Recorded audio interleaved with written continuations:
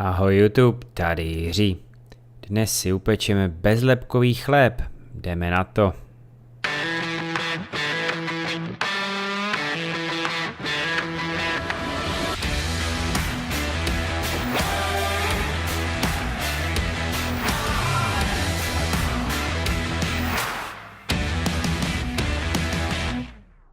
Jako alternativu pro klasickou mouku použijeme v tomto receptu mouku mandlovou.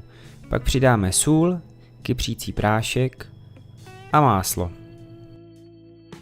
Jednou z hlavních surovin v tomto receptu jsou vejce, budeme jich používat 6. 5 vajec si opatrně vyklepnu do misky, kde potom oddělím žloutky od bílků. Zkuste rozbíjet vejce o rovnou plochu, je to jednodušší. Dejte ale přesto pozor na malé kousky z kořápek.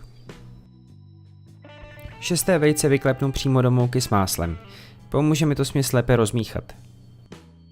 Abychom mohli z bílku udělat sníh, musíme nejdříve vyndat žloutky.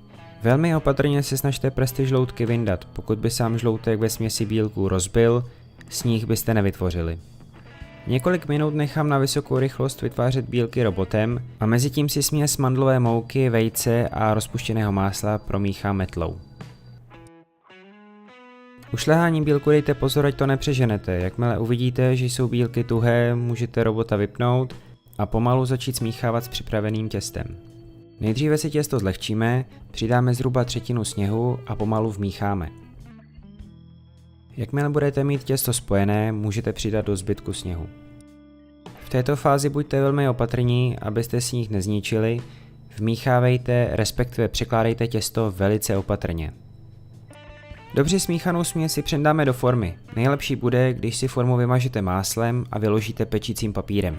Těsto si ve formě trochu sklepneme a v předem vyhřáté troubě na 180 stupňů pečeme 30 minut. Po 30 minutách, nebo jakmile je chléb opečený, vyndáme z trouby a rovnou vyndáme i z formy.